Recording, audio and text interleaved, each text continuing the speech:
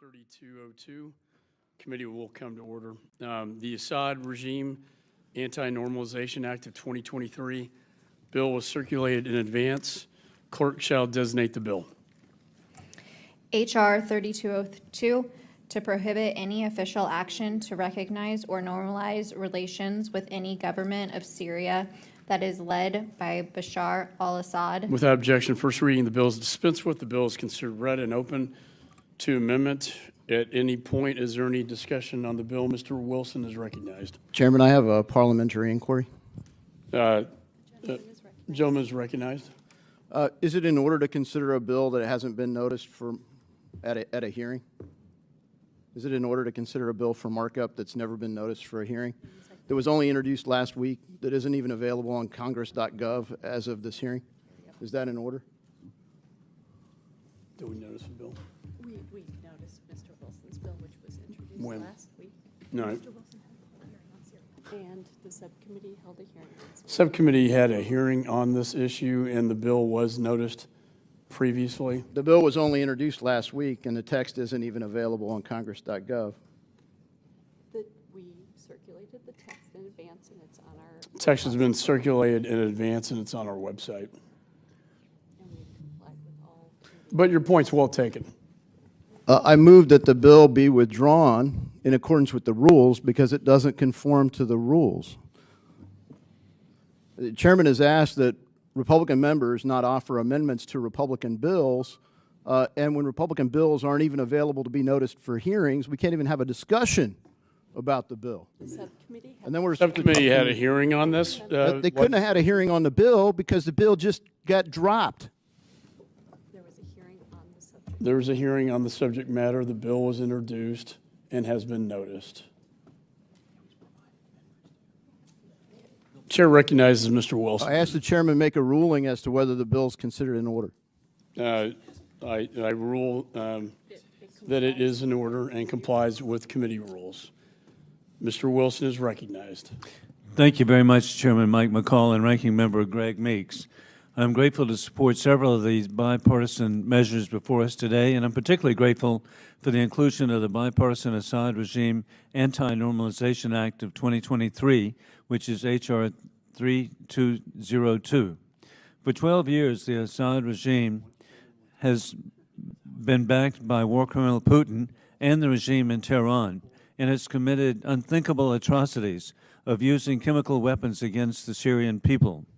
Following pro-democratic and peaceful protest, Assad's forces have engaged in mass torture and murder of civilians, including children.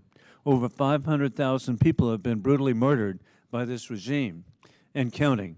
Sadly, incredibly, over half of the population of Syria, 14 million people, have been displaced or have fled as refugees to Turkey, to Egypt, and to Jordan. And it's really inspiring that these countries of Turkey and Egypt and Jordan have welcomed millions of refugees into their country to protect them from the Assad regime. We should always recognize how courageous they are to provide for the people of Syria. As chairman of the Middle East, North Africa, Central Asia Subcommittee, I held a hearing with the man known as Gravedigger as a witness so that he could be unidentified. He testified about his experience of going from a local civil servant to being forced to dispose of hundreds of bodies in mass graves daily, including a young woman who clearly had been tortured, her infant child clinging to her lifeless body. Recently, with the readmission of Bashar al-Assad into the Arab League, we have witnessed, sadly, signals of normalization with war criminal Putin and Assad. We cherish our relationship with our allies against the deadly narcotic drug that is being provided of Captagon pouring into their countries. However, the normalization with an unrepentant dictator and kleptocrat who continues bombing the earthquake-devastated areas of Syria does not represent a viable path forward. Additionally, Bashar al-Assad has a symbiotic network of support from the regime in Tehran, and war criminal Putin to continue supporting terrorism in the region in Putin's war in Ukraine, against Ukraine. This bill significantly strengthens existing sanctions on those who support Assad and imposes real penalties for those considering normalizing with this brutal regime. This bill's inclusion in today's markup represents the tireless efforts of the Syrian American community. I have had the opportunity to meet with the courageous Syrian Americans who have suffered tremendously under this regime. Their entire communities and livelihoods destroyed. They feel that they've been forgotten, but our message is clear. It's bipartisan that they are not forgotten. We're particularly appreciative of the patriotic Syrian Americans who are with us in the audience today, representing a number of organizations of the American Coalition for Syria. And with that, I yield back. Gentleman yields back. Any further discussion on the bill? Mr. French is recognized. French-Hill. Mr. Chairman, thank you. I want to say that I'm an original co-sponsor of the Assad Regime Anti-Normalization Act. I want to thank my friend and the chairman of the Middle East Subcommittee, Joe Wilson, for his hearing that he had recently where he took eyewitness testimony as to the atrocities conducted by Bashar al-Assad and his gang in Damascus.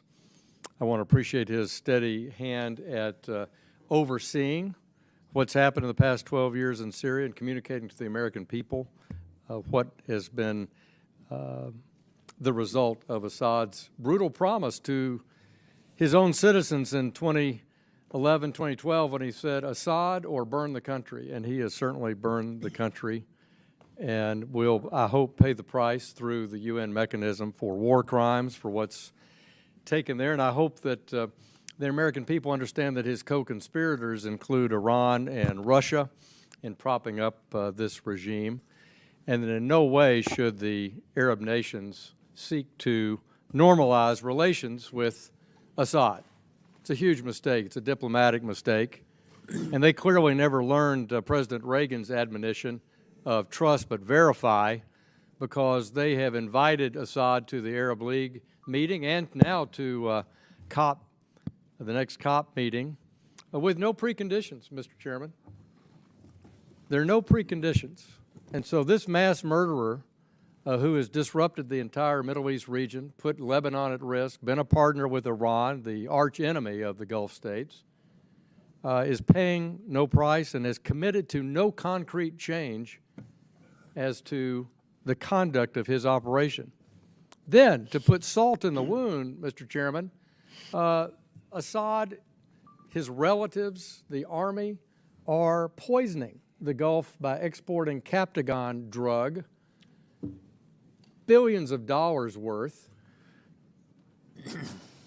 across the Gulf and to Europe. So in addition to being a mass murderer, he is a drug kingpin. And this Congress has recognized that by the Caesar sanctions legislation and by attaching to the NDAA last December my Captagon Act, directing the Secretary of State to craft a strategy to interdict and end Captagon and cut off the funding to the Assad regime. And yet last week, I was in Jordan, in Amman, and in Jerusalem and in Cairo at the time this news was breaking, watching the reactions of our friends in the community relate to it, and in disbelief, really. In disbelief that there was just a vesting of the Assad regime back into the Arab League and pay no price. No end to Captagon, no end to taking Iranian money, no end to backing Iranian militias, no end to attacking Israel, no end to partnering with Hezbollah. And it's stunning to me that the Arabs, or I should say the Arab League member countries, have considered that the reason for re-engagement is on Captagon, this exporting of poisoning. So I want to say I was grateful to the United Kingdom and the United States for imposing Caesar sanctions for the first time on March 28th. Secretary Blinken testified in this committee on the record that he had asked the Arab League nations not to recognize Assad. And that's in direct contrast with the actions of his State Department, where his Assistant Secretary Barbara Leaf, Assistant Secretary of the Near East, was out there tearing the world. Well, if you negotiate with Assad, make sure you get something for it. Well, guess what? They've negotiated with him, giving him credibility, and they got nothing for it. Nothing. So it's sickening that we're essentially abandoning the rest of Syria to Assad's torture and murder, and that's why this bill is so important. That's why I support my friend Mr. Wilson for his efforts, and I hope that as this bill is marked up and moves to the House floor, we can remind our friends in the diplomatic community that the Congress consistently over the last decade stands with the people of Syria. The millions of people outside Syria that want to go home to their villages, they want to have a representational government, they want to get their lives back, to remove the refugees from Jordan, the refugees from Lebanon, from Turkey. And I don't think these recent actions taken by the Arab League are remotely in the interest of the Syrian people, nor do I think they'll cut off Captagon. I'm counting on leadership from the United States and our partners in the region to do that. I thank my friend from South Carolina. I yield back the balance of my time. Gentleman, yield.